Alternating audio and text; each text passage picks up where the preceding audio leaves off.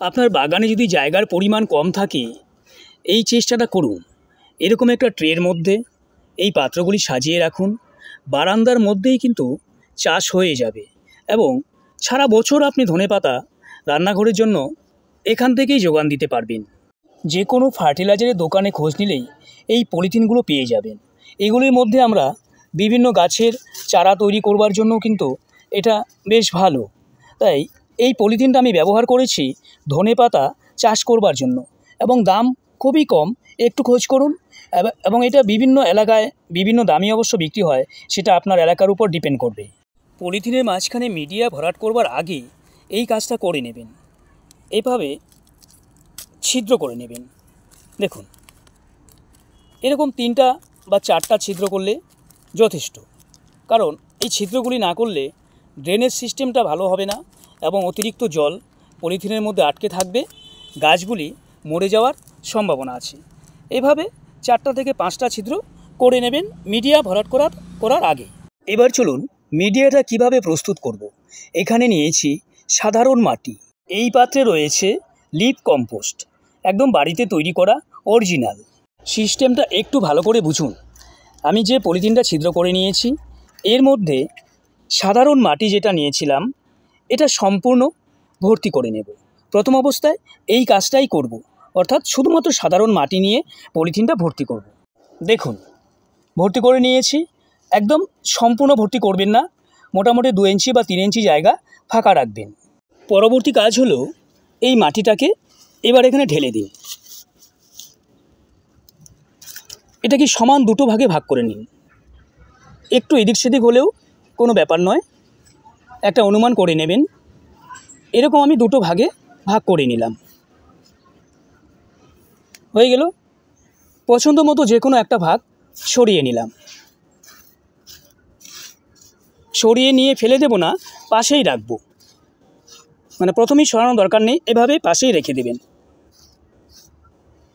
এখন একটা ভাগের সমান করে এখানে আমি লিপ কম্পোস্ট দিয়ে দেব। দিয়ে দিলাম। এবার এই ভাগটাকে সরিয়ে নেব। আগে যেটা সরাতে চেয়েছিলাম আগেই সরাবেন না, এখন আমি এটাকে সরিয়ে দিলাম।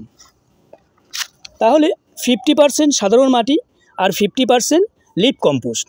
আর একটা কথা বলে নিই, যখন আপনি মাটিটা ব্যবহার করবেন এটা যেন অবশ্যই শুকনো মাটি হয়। ভিজে মাটি কখনোই নেবেন না, রোদ্রে শুকিয়ে নেবেন। আর এটাকেও একদিন হালকা ছায়াতে শুকিয়ে নিলেই যথেষ্ট।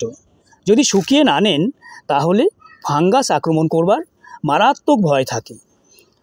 এবার মাটি আর লিপ কম্পোস্টটাকে ভালোভাবে মিশিয়ে নিন। আমি কিন্তু ঠিক এই পদ্ধতির মাধ্যমেই মিডিয়াটা প্রস্তুত করেছি। এবং এখান থেকে বড় বড় যদি মাটির টুকরো থাকে এগুলিকে ভেঙে নেবেন, নতুবা জার্মিনেশনে অসুবিধা হতে পারে। হয়ে গেল। এখন যে কাজটা করব, এই মিশ্রণটাকে এবার আমাদের মূল পাত্রে ভরাট করে নেব। প্রতিস্থাপন করবার সময় লেয়ার বাই লেয়ার করবেন, একটু চেপে দেবেন। যদি এই পাত্রটা টাইট না হয় তাহলে কিন্তু মাটি আস্তে আস্তে মিডিয়াটা আস্তে আস্তে নিচের দিকে বসে যাবে, এটা সমস্যা হতে পারে। এভাবে একটু একটু দেবেন আর এভাবে হাত দিয়ে চেপে দেবেন। তো আরেকটু নিলে সুবিধা হতো, যাই হোক হয়ে গেল। এবার এখানে আমরা বীজ দেব। বীজটা কিভাবে দিতে হবে সেটাও বলছি। একটু মিডিয়া কিন্তু রেখে দেবেন যেন ওপরের দিকে এভাবে ছিটিয়ে দেওয়া যায়, সম্পূর্ণ দেবেন না। ধনেপাতার বীজ খুবই সহজলভ্য। বাজারে যেসব দোকানে বীজ বিক্রি করা হয় সেখানে যদি আপনি 10 টাকার বীজ কিনে আনেন আপনার বাগানের পক্ষে যথেষ্ট। আমি 10 টাকার বীজ এনেছিলাম, শুধু এখানে নয় আরও বিভিন্ন জায়গায় ফেলেছি।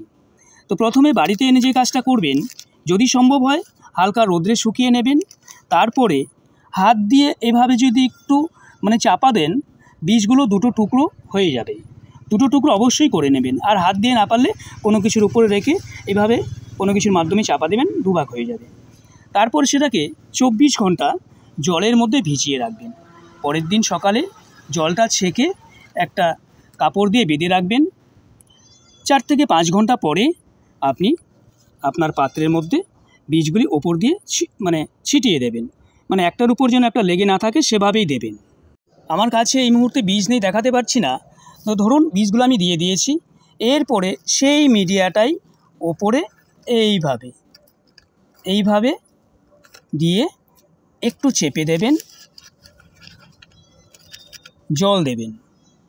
জলটা এমনভাবে দেবেন যেন মাটিটা একবারে মানে সম্পূর্ণ যাতে ভিজে যায় সেরকমভাবেই দেবেন। আর জলটা চেষ্টা করবেন যেন স্প্রের মাধ্যমে দেওয়া যায়, তাহলে ভালো হয়। কিছু বীজ আমি মাছের কার্টুনও ফেলে দিয়েছি একই সময়ে। এটা 10 দিন পরের অবস্থা। তো ধনে বীজ জার্মিনেশন হতে 8 থেকে 10 দিনের মধ্যেই হয়ে যায়, যদি ঠিকঠাকভাবে আপনি জলের মধ্যে ভিজিয়ে রাখেন। এবার দেখুন পরিচর্যা কিভাবে করতে হবে।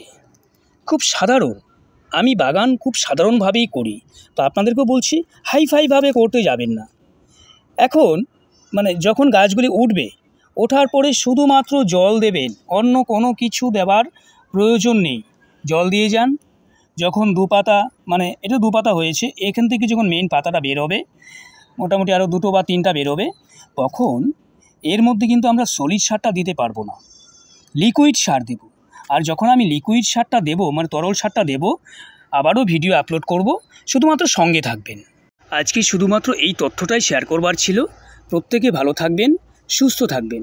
আর চ্যানেলের তথ্য যদি পছন্দ হয় প্লিজ সাবস্ক্রাইব করে নেবেন, আর বেল নোটিফিকেশনটাও অন করে দেবেন। আমি চ্যানেলে যখনই ভিডিও আপলোড করব যেন সঙ্গে সঙ্গে আপনার কাছে পৌঁছে দিতে পারি। সবাইকে নমস্কার, সুস্থ থাকবেন এবং ভালো থাকবেন।